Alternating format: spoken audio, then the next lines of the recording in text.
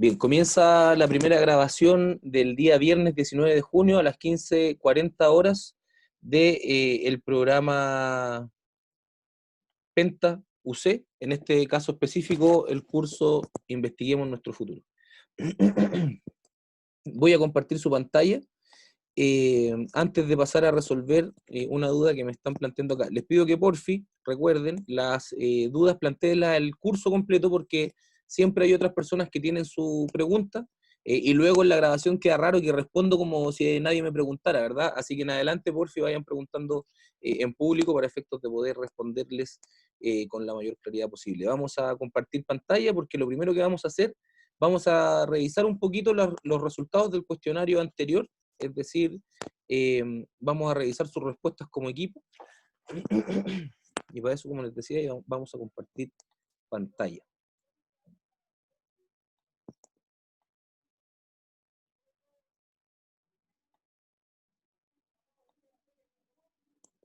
Bien, ¿todos ven acá?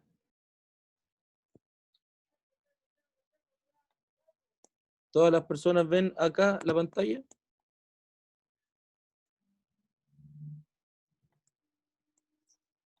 Perfecto. Perfecto, perfecto. Ojalá no se escuche mucho el ruido afuera. Bien, los grupos que respondieron el cuestionario fueron Las Incomprendidas, Equipo Alfa, Buena Maravilla, Onda, Dinamita, Escuadrón Lobo. Me parece un nombre muy creativo, impresionantemente creativo. Los Greñudos y Constanza Espinosa, que nos preguntamos por qué Constanza Espinosa está haciendo su trabajo solita, no sé si será otro nombre, será que alguien lo puso 2 veces o que está incluida en otro grupo, vamos a revisar. Bien, los temas de investigación son el estrés laboral en el profesional de enfermería, por qué la droga es adictiva, la desigualdad y la falta de justicia en las poblaciones y barrios bajos, desigualdad económica en Chile y corrupción. Ahí también no sé si respondieron lo mismo ambos grupos o si hay un tema que tiene ahí un alcance. No es relevante de todas formas, lo pueden abordar luego con distintas perspectivas específicas. Perdón. Bien, entonces los integrantes del grupo: Constanza y Josefa, Pamela, Brandon, Benjamín, Emilia, Alexander, Constanza, Nicolás, Derian y Denzel. Y Julieta.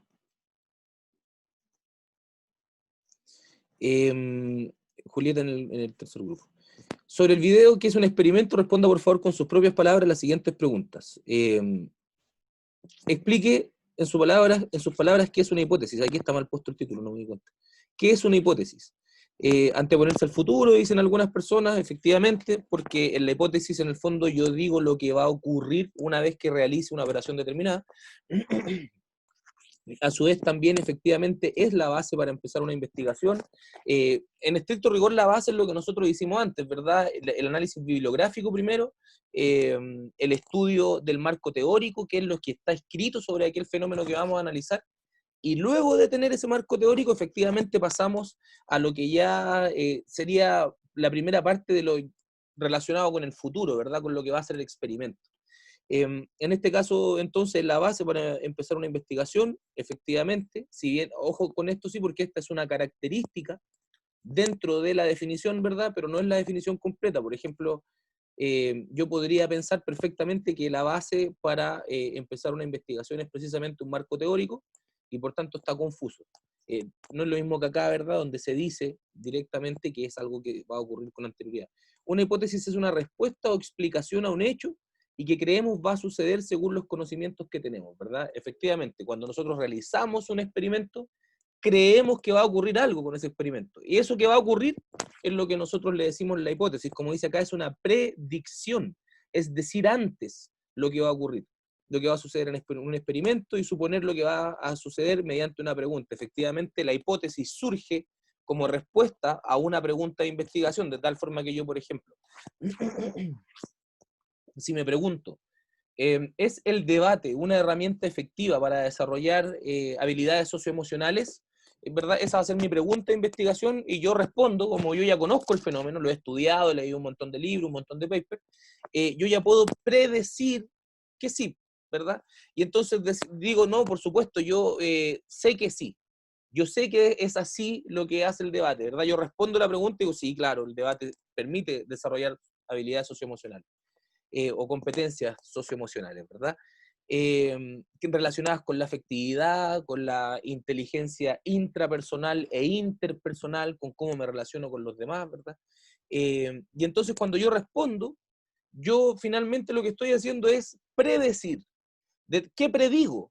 Que si yo le pregunto, por ejemplo, y aquí ya vamos entrando a lo que va a ser el objetivo de la clase de hoy, si yo le pregunto a un montón de debatientes si es que efectivamente les ha permitido el debate desarrollar habilidades socioemocionales, yo predigo antes de la investigación, yo todavía no la hago, todavía no les pregunto, pero ya sé que me van a decir que sí, probablemente al menos, ¿verdad? Y entonces, ¿qué tengo que hacer luego? Realizar el experimento para demostrar lo que dije, que si les preguntaba, me van a decir que sí. Entonces, voy a bajar esto para que puedan hacer dibujitos. Tranquilen. ¿Ustedes ven este cuadro de participantes o solo ven la pantalla con el Forms?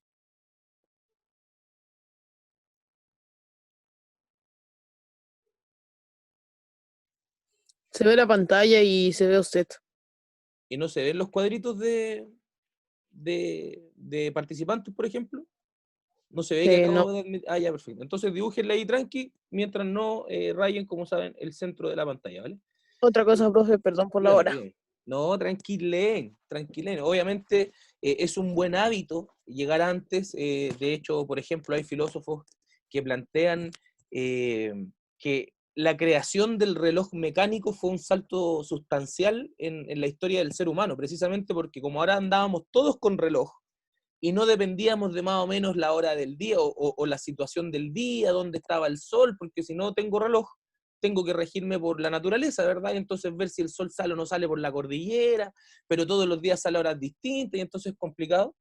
Así que, por ejemplo, plantean que cuando se logró tener un reloj mecánico y por tanto pudimos todas las personas tener acceso al control de la hora, es que pudimos comunicarnos, hacer común ideas de mejor manera en la medida de que podíamos coordinarnos, ordenarnos juntos, ¿verdad? Para colaborar, para trabajar juntos. Y entonces, gracias al reloj mecánico, es que dice, por ejemplo, el profesor Rafael Echeverría en su texto que se llama El búho de Minerva, dice que gracias a eso cambió todo. Bien, y entonces volvamos al experimento y volvamos también a que no, si van a dibujar, que no sea en el centro de la pantalla. Bien, entonces, cuando nos preguntábamos todo eso que era la hipótesis, era decir, responder lo que iba a ocurrir. Y entonces, respecto del experimento, ¿de qué hablamos cuando hablamos del experimento? Ojo, aquí por ejemplo una respuesta dice que es la respuesta si es verdadero o falso. En realidad la respuesta es la hipótesis. Da lo mismo si yo digo que algo va a pasar o si yo digo que algo no va a pasar, ¿verdad? ¿Cómo puedo decir yo algo va a pasar? Si le pongo cierto polvo a un líquido determinado en un tubo precipitado, que es un vasito de vidrio que está sobre un fogón, si le pongo ese polvo va a explotar, ¿verdad? Y entonces voy, lo tiro de lejos y veo que explota. Eso pasó, comprobé mi hipótesis. Ahora, si yo digo, aquí hay una serie de elementos que hacen que ese vasito explote, este no es de aquellos, por tanto yo lo voy a tirar y no va a explotar, ¿verdad? Y entonces ahí yo predije que algo no iba a pasar. Eh, pero en el fondo el experimento es el proceso mediante el cual yo lo puedo evidenciar, ¿verdad? No es la respuesta propiamente tal, esa vendría siendo la hipótesis. Ahí, por ejemplo, nos dicen que es una técnica o método que se lleva a cabo de una hipótesis para validar si es cierto. De nuevo, efectivamente, eso es, pero aquí hay una característica, ¿verdad? Todavía me falta un poquito el concepto. Recuerden que el concepto me puede hablar de qué es algo y luego las características me permiten identificar cómo es ese algo por partes, ¿verdad? Es un proceso para apoyar o validar la hipótesis, sí, aunque también para falsearla, por supuesto, el investigador científico no busca, si bien tiene una hipótesis, ¿verdad? Si bien cree que va a pasar algo, lo más peligroso en ciencia es que yo quiera que pase eso. Una cosa es que yo crea que va a pasar, otra cosa es que yo quiera que pase.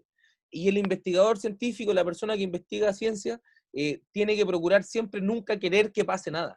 Porque si yo, recordemos que la ciencia, ¿verdad? Las primeras clases decíamos que es una forma de mirar la realidad que mezcla de alguna manera el empirismo y el racionalismo.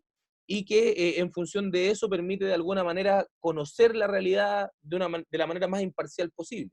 Y entonces si yo quiero que pase algo, corro el riesgo de poder influenciar y no apreciar la realidad, sino que yo influir en lo que dije de la realidad. ¿Hay preguntas en este lugar? Brandon, ¿tiene alguna pregunta? ¿Cómo se llama? Yo voy a almorzar, si puedo estar bien la llamada mientras. Yo no tengo ningún problema, Brandon, en la medida de que no afecte al correcto desarrollo del curso, ¿verdad? No ¿No? tengo ningún problema. De hecho, al contrario, si usted estuviera sin almuerzo y yo quisiera prohibirlo, estaría vulnerando su derecho. Por tanto, No por sé, recién supuesto que ahora voy a no. almorzar. Perfecto, póngale nomás. Ya. Gracias, Tranquilo, profesor. sin micrófono, sí, ¿eh? Y poniendo atención. Bueno, entonces, eh, un experimento es poner a prueba una hipótesis bajo condiciones controladas para poder falsear o comprobar la hipótesis. Sí, estoy de acuerdo con eso. Me parece un poquito extraña la redacción, ¿verdad? No la vamos a buscar en Google en este momento, pero recuerden que siempre es importante que lo hagan en sus propias palabras. Ahora, si a ustedes les gusta el lenguaje y por tanto lo han estudiado bien y tranqui, todo muy bien, no hay problema. ¿Es un ejercicio o una acción? Sí, ¿verdad? Porque es llevar a cabo algo que falsea o no la hipótesis. Sí, es decir, es lo mismo que decir que la comprueba o no, o que la falsea o no, ¿verdad? Porque sabemos que si demuestra que es afirmativa, la comprueba; si demuestra que no se condice con la realidad, entonces la falsea. Es lo que se debería hacer de una hipótesis llevando a cabo un ejercicio que ponga a prueba esta. Sí, por supuesto. Explique en sus propias palabras qué es falsear o falsar, dependiendo del texto en el cual lo encontremos. Que algo es mentira o afirmar que algo es mentira. En estricto rigor, la falsación o la falseación o el falseamiento, que va a ser más difícil que lo encuentren así, eh, implica llevar a cabo el experimento y que al final del experimento me pueda dar cuenta de que no era cierto lo que yo decía, ¿verdad? Que no era cierto. Pero ojo, porque no es lo mismo que decir que probar que algo es mentira, porque como decíamos, si yo quiero comprobar que es mentira, que ese líquido fue el que generó la explosión, o el polvo ese, o yo quiero demostrar que es mentira, por ejemplo, que una persona que llevaron injustamente detenida haya sido la culpable, de todas formas yo tengo una hipótesis, y la hipótesis es que es mentira. Lo importante de la falsación es que falsea la hipótesis, es decir, que comprueba la falsedad de la predicción. Y entonces la falsación y la comprobación dependen necesariamente de la hipótesis. No quiero interrumpir la clase, pero ¿es posible que alguien esté borrando las obras de arte que están compartiendo estas personas artistas en potencia? ¿O las borraron ustedes mismos? Si no me equivoco, no, no puedes borrar el de otro. Ah, ya, perfecto. Gracias, Nicolás. Oiga, Nicolás, ya que está atento, lo que agradezco un montón, ¿me podría explicar en sus palabras entonces qué es la hipótesis? Nico, perdón, no Claro. la hipótesis. ¿Qué es la comprobación?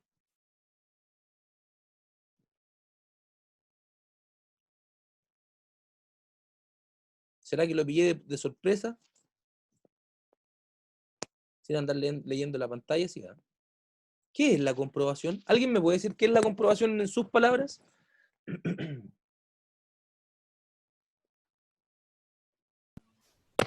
Hacer un experimento sobre lo que estamos viendo Vamos de a uno. y Recuerden, porfi, pedir la palabra, se asigna la palabra y luego que se asigne la palabra, se plantea. La pregunta había estado directamente dirigida a alguien, pero como Emily levantó la mano, le damos la palabra a Emily. Luego vamos ordenados solicitando la palabra. Cuéntenos, Emily. En sus palabras, ¿qué es comprobar?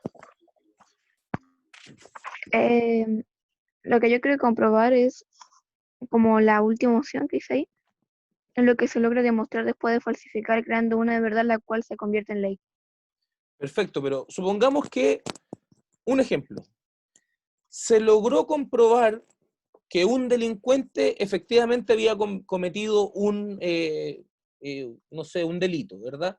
Y eso, según los paradigmas actuales en derecho, se realiza de manera científica. Hay científicos que trabajan ahí.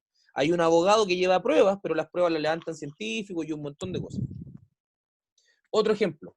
Se logra demostrar que Juan robó a Pedro, ¿verdad? Se logra demostrar que Juan robó a Pedro. Y usted dice que es lo que, ¿ven lo que marco aquí en el formulario? Sí, profe. Perfecto. Bien, y entonces estamos preguntando, ¿qué es comprobar, verdad? ¿Es lo que logra demostrarse? ¿O comprobar es una acción, un ejercicio, un procedimiento? Porque una cosa es que yo realice el acto de comprobar. No. ¿No es un procedimiento, Emily?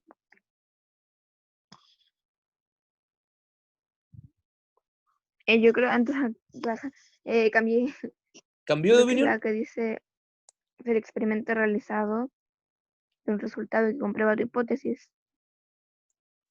Que ¿cómo se llama esta? La cuarta, creo. Sí, esta. 1, 2, 3, 4. Usted entonces dice que esta es la más completa al parecer.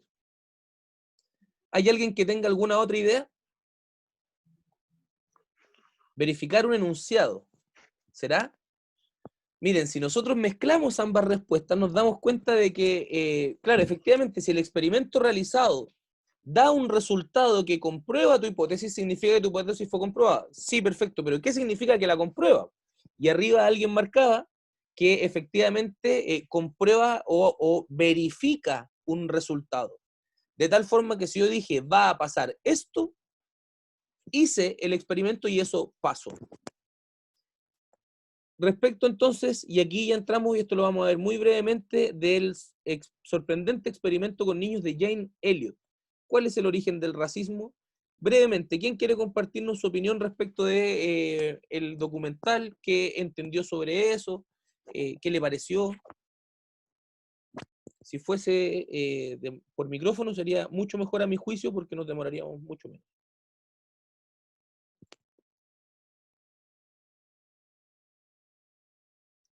¿Hay alguien acá que no haya visto el video del experimento? Si es así, levante la mano, porfi, para efectos de responder, para hacer una breve síntesis del experimento. ¿Hay alguien que no lo vio?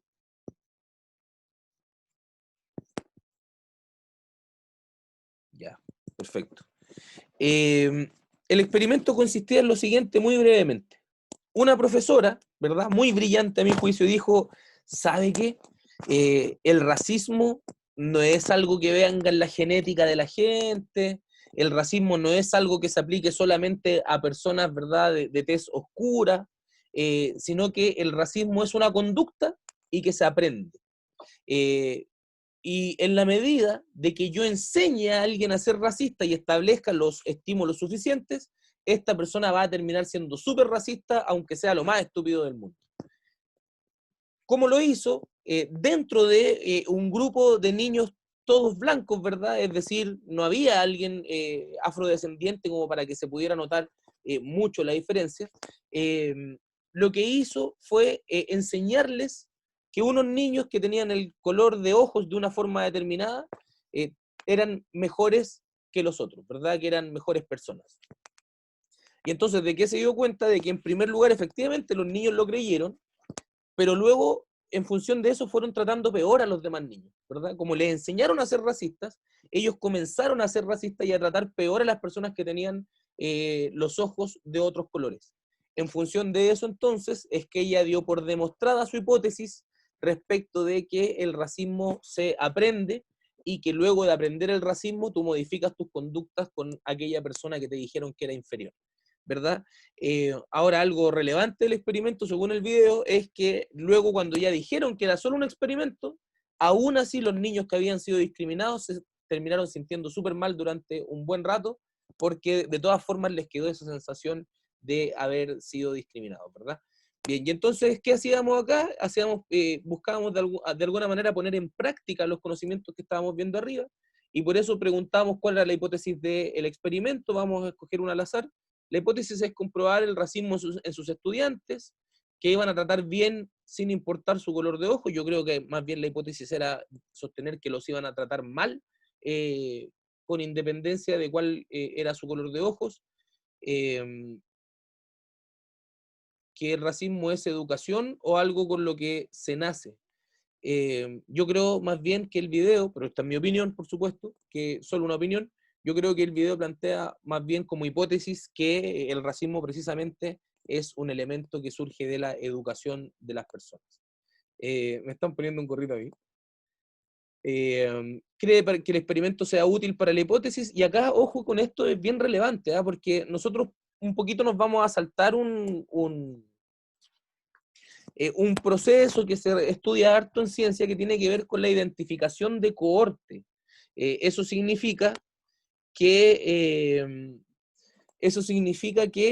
tenemos que entender en qué grupo de objetos o en qué grupo de personas vamos a solicitar ayuda para realizar el experimento, ¿verdad? De tal forma que, por ejemplo, si yo quiero hablar de la pobreza en Chile, no le voy a ir a preguntar al ministro Mañalich, que el propio ministro Mañalich asume, ¿verdad?, públicamente, que no tiene idea de cómo funciona la pobreza en Chile, cuál es el nivel de hacinamiento de pobreza. Por tanto, si ustedes luego vienen y me dicen, no, profesor, ¿sabe que yo demostré que la pobreza en Chile existe? Y me dice que entrevistó al ministro Mañalich, claro, hace un mes yo lo hubiese creído y hubiese dicho, no, pues si el gallo es ministro, pues entonces sabe, porque está relacionado con un montón de, por ejemplo, sistemas de atención básica, y eso implica tener claridad respecto de los indicadores de riesgo en términos socioeconómicos, etcétera. Pero después de que él lo asume, yo digo, no, si él no sabe, tal vez no me sirve preguntarle. Ahora, ojo con esto, porque la parte que vamos a realizar ahora, que tiene que ver con empezar a diseñar los instrumentos que vamos a utilizar para levantar información en nuestro experimento, es decir, cómo vamos a hacer nuestro experimento, es muy relevante no solamente para el ámbito de la investigación científica, de esa que se escribe en papers, ¿verdad? Sino que incluso hoy en día esas herramientas son muy relevantes al momento de evaluar emprendimientos. Si usted, por ejemplo, en algún momento tiene la necesidad de vender algo, por ejemplo, de vender un lápiz, y usted entonces dice, ¿sabe qué? Si yo dibujo un lápiz con un sol, una sandía y un monito rojo, a la gente le va a gustar.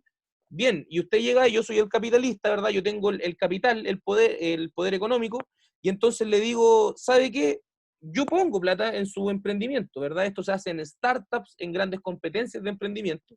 Gracias a una de ellas, de hecho, yo pude estudiar de manera gratuita un diplomado precisamente en la Católica, en la universidad que nos acoge, en una startup, ¿verdad? Fui y participé, y entonces dentro de eso hay una etapa que tiene que ver con la demostración. Bien, usted me dice que le gusta este lápiz, ¿verdad? Con un monito, una sandía y un sol, o este otro lápiz con un tomate, pero eso no significa que se lo compren, y por tanto, si usted quiere demostrar que es un producto vendible, entonces luego usted tendrá que demostrar que hay gente que está de acuerdo con eso, ¿verdad? En resumen, lo que vamos a aprender ahora, que tiene que ver con el experimento en la investigación científica, es decir, con cómo demostramos nuestra hipótesis, y en particular con la recogida de información, es decir, de dónde sacamos los datos, es lo que se conoce, no en medio, recuerden, es lo que se conoce como investigación científica cuantitativa y cualitativa, ¿verdad? Cuantitativa y cualitativa. Nosotros ya hemos avanzado un poquito de esto, pero lo cuantitativo en investigación científica es aquello que yo puedo verlo y anotar, ¿verdad? O en estricto rigor, como saben también, percibirlo, ¿verdad? Por cualquiera de los sentidos. Puede que yo esté haciendo experimentos sonoros, ¿verdad? O gustativos que tengan que ver con el gusto, etc. Y entonces es algo que se puede percibir por los sentidos y anotar directamente. Lo cualitativo no. Lo cualitativo depende de un discurso, depende de la narración de alguien. Por tanto, ya no es mi relación directa con el fenómeno, sino que es mi relación con lo que alguien dice sobre el fenómeno. En función de eso, entonces, es que vamos a comenzar la clase de hoy con esta es la 7, con algunos elementos relevantes para efectos de lo que va a ser luego nuestro diseño de la investigación.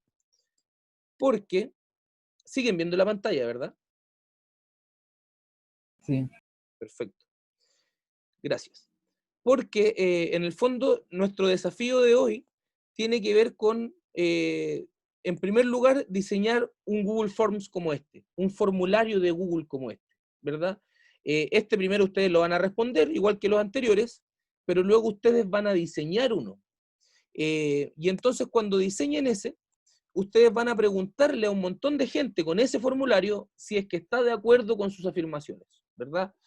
Por ejemplo, alguien, habría que pintar los monitos del lado. Por ejemplo, alguien decía en su ensayo, y que luego tendrá que ver con su hipótesis, Benjamín, de todas formas, esto está quedando grabado, voy a hacer el intento de subirlo de inmediato a YouTube, ¿vale? Para efectos de que usted pueda acceder con el link de la clase. Y lo subo. El profesor ayudante Vicente Correa también me va a ayudar con eso y me lo va a recordar en un ratito, estoy seguro de eso y le agradezco desde ya. Para efectos de que no estén viendo ahora, tampoco nos vamos a juntar tanto rato. Bien, entonces, en resumen, ustedes primero van a, antes de poder hacerle una entrevista a alguien, ¿verdad? Y de mandarle un cuestionario con el cual ustedes van a ver, que van a escribir luego, ustedes tienen que saber a quién le van a preguntar. Y es por eso que el día de hoy, para efectos de demostrar su hipótesis, como por ejemplo que los funcionarios de la salud tienen altos niveles de estrés y por tanto bajan su rendimiento, que fue la hipótesis de alguien por ahí, entonces pareciera ser que podría preguntarle a las personas que trabajen efectivamente como profesionales de la salud, ¿verdad? De tal forma que si, por ejemplo, usted plantea eso, tal vez su mamá es enfermera o la mamá de algún amigo es enfermera, algún amigo o el papá de algún amigo es enfermero, etcétera. O tal vez incluso, y acá ojo con esto porque en el ámbito de la investigación científica es fundamental saber identificar las bases de datos. O tal vez si no conozco a nadie que sea enfermero, tal vez mi mamá me pueda ayudar o alguien en mi casa me pueda ayudar a ingresar en Facebook a un grupo de enfermería y pedir voluntarios, 10 personas que trabajen ahí, un grupo en Facebook, por ejemplo, que se hacen grupos de distintos profesionales, o me meto a un grupo de funcionarios de la salud, con ayuda de mis padres idealmente, o de mis tutores, y entonces ingreso y pido a 10 personas voluntarias que puedan rellenar un formulario cortito, por ejemplo. ¿Qué estamos haciendo ahí? Determinando la cohorte, o mejor dicho, identificando el grupo de personas donde vamos a investigar para efectos de solucionar nuestras dudas sobre la hipótesis, ¿verdad? Entonces, la tarea del día de hoy, y la primera en el fondo tarea del día de hoy, tiene que ver con ver los tutoriales, que son estos, luego de ver los tutoriales, completar acá la lista de personas que usted cree que puede entrevistar. Dentro de eso, si se fijan, está entonces la lista de personas, y en función de esta lista se pide que cualquiera de estos datos, ¿qué necesitamos de esos datos? Que después usted pueda volver a hablar con esa persona, o que alguien que quiera validar su investigación llame a esa persona o pueda preguntarle a esa persona para ver si es verdad que ella respondió tal o cual cosa, ¿verdad? Y además luego, ¿por qué entrevistar a esta persona podría arrojar que, ¿por qué entrevistar a esta persona podría arrojar que datos relevantes para nuestra investigación, ¿verdad?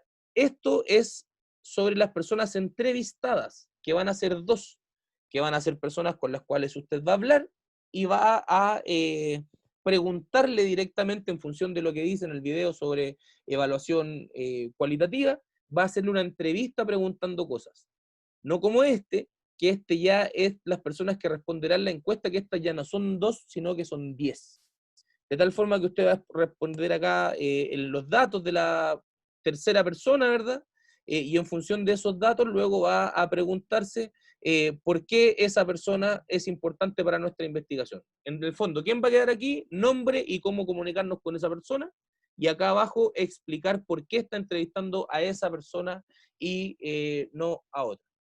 Se nos va a acabar esto, no nos vamos a volver a reunir, salvo con SAC, que le vamos a pedir que ingrese a una siguiente reunión. Esto se va a acabar pronto, así que nos vemos a las 5:30, ¿verdad? Sin perjuicio que, por supuesto, como saben, nosotros vamos a estar en el aula online todo el día. Sí, por supuesto, es por grupo. A estas alturas ustedes ya están trabajando en grupo y es el mismo grupo el que está investigando el mismo tema sobre el cual se van a levantar ahora los datos. A estas alturas cambiar de tema de investigación sería muy complicado, así que no se los recomiendo por nada del mundo. ¿verdad? Y entonces, Justo acabé de continuamos con comer. los grupos, terminamos con los grupos, seguimos trabajando con ellos, ¿verdad? Y en función de eso es que luego nosotros vamos a diseñar cómo vamos a comprobar nuestra hipótesis en lo que va a ser nuestra experimentación. No hay problema, Zach, cuando usted nos avise, nos conectamos y explicamos un poquito cómo vamos a trabajar en adelante. Les mando un abrazo a todos, nos vemos y a todas, nos vemos a todas las personas que están acá. Nos vemos en un ratito más y por lo pronto nos seguimos contactando mediante el aula virtual. Recuerden que sus dudas sirve mucho plantearlas por ahí porque quedan registradas y por tanto otras personas pueden hacerse valer de esa pregunta, ¿verdad? Para efectos de solucionar una duda propia y entonces facilitar el trabajo de todo el mundo. Vamos que se puede, sin decaer, sin desmotivarse. Nos vemos en un ratito. Un abrazo. Chao, profe. Chau.